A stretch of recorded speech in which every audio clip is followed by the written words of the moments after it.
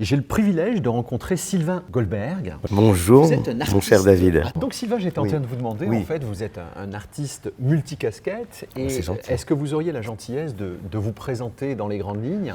Et surtout, en fait, quelles sont les passions qui vous animent, parce qu'elles sont nombreuses? Oui, c'est ça, c'est une histoire de passion, vous avez tout à fait raison, David. En réalité,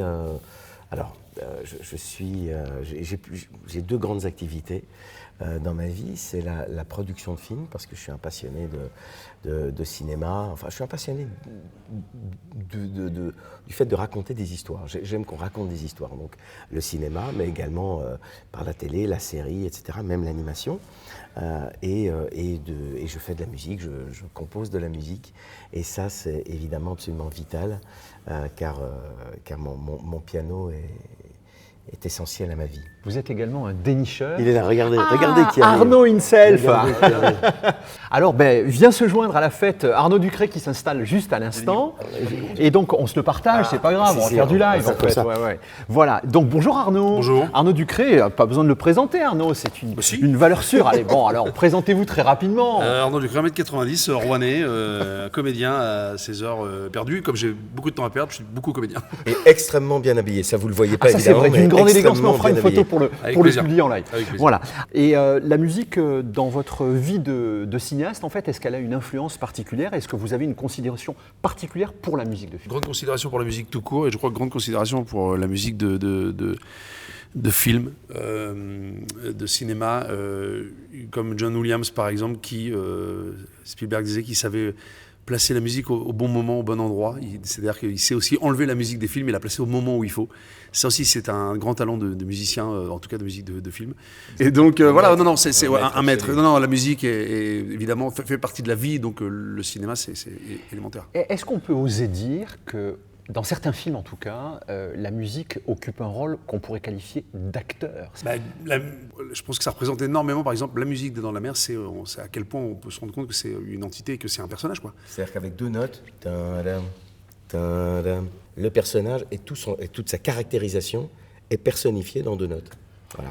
Si on fait un petit peu une référence au cinéma un peu plus ancien, en fait, Charlie Chaplin, la musique dans ses films, puisqu'en fait c'était des films muets, avait un rôle. Elle narre l'histoire. Avait un rôle définitif. Mais oui, d'ailleurs, c'était repris beaucoup dans Télétoons, tout ça. Il y a eu ce truc-là, dès qu'il y avait une chute de Charlie Chaplin, il y a un break précis, enfin voilà, qui tout d'un coup.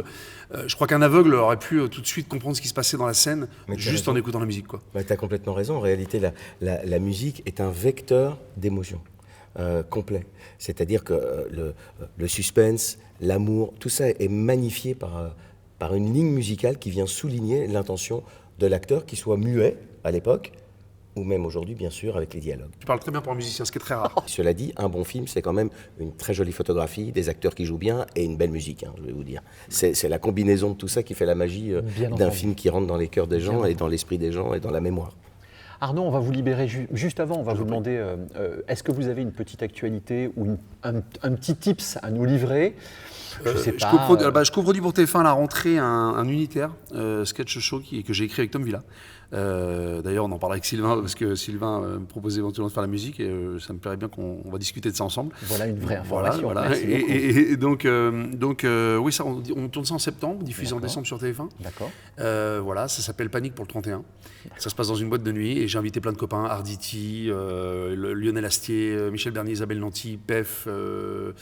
et j'en oublie encore, mais voilà, Michael Youn, voilà. La liste est longue. Ouais, il y a plein de copains qui vont venir, donc je suis très content de ça. Et puis un film avec Dussolier, André Dussolier, Chers parents. Et vous intervenez à quel niveau pour le coup?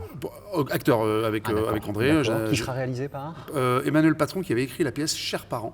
Le pitch, c'est deux parents qui gagnent à la loterie, mais ils ne veulent rien donner à leurs enfants. Voilà, et après vous découvrirez. Excellent. La pièce était superbe, et donc ça c'est au cinéma. Et une autre série aussi après, qui est avec Léo Carman qui réalise. Fils de Sam Carman, Léo Carman, très talentueux, très bon réalisateur de ciné. Et qui lui aussi, la musique a pour lui une importance assez cruciale. Très prépondérante, il est admirable. Juste une dernière petite chose, en fait. La radio du cinéma, en fait, le concept, c'est de diffuser des musiques de films à longueur de journée, entrecoupées de répliques cultes, de films cultes. Ah oui. Est-ce que comme ça, là, spontanément, vous êtes capable de me dire votre film préféré, votre musique de film préférée et votre réplique préférée?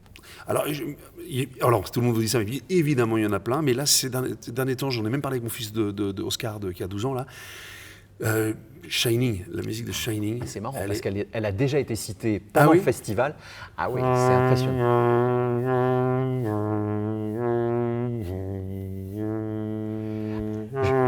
Je tiens à préciser que ça, c'est du live, et ça sort de la bouche d'Arnaud Ducré. C'est-à-dire que Arnaud Ducré est un instrument à vent. Mais c'est de la... Définitivement, tu es un instrument à vent.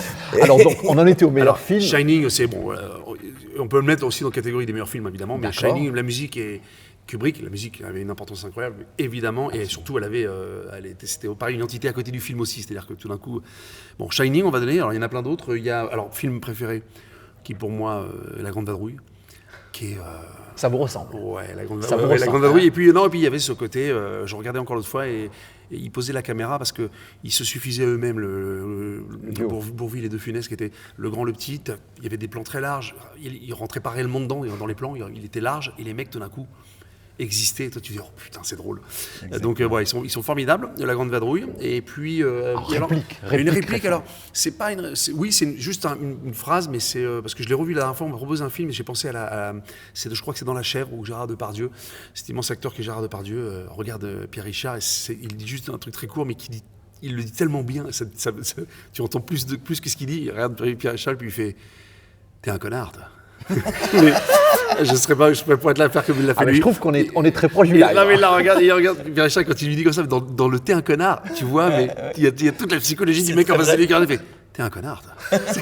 Et t'es dit, le mec, il regarde avec les yeux qui brillent, il dit, putain, c'est un génie. Allez, pour le fun, refaites-nous une dernière fois. Il regarde Pierre Richard, il dit, pour ceux qui connaissent, c'est dans La Chèvre, je crois, si je dis pas de bêtises. Hein. Et il le regarde, il fait, mais t'es un connard, toi. Extraordinaire. C'est absolument formidable quand il dit ça. T'es un connard, toi. Sylvain, c'est difficile de passer derrière. C'est très difficile de passer derrière. Mais ce sera très différent. Bon. Mais en même temps, j'aurais pu vraiment... j'adhère complètement à tes choix. Moi, ce sera plus peut-être lyrique que ça. Clairement, La Vita è Bella, parce que j'adore que la vie soit ce poème-là. Donc je trouve ça fantastique. La Vita è Bella, clairement.